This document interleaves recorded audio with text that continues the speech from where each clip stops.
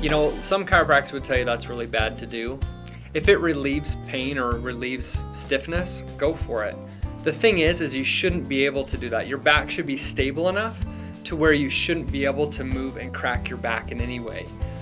So if you can do that, that just tells me you've got some instability issues. We probably need to induce some exercise to help strengthen the muscles around the joint so that they're not popping all the time.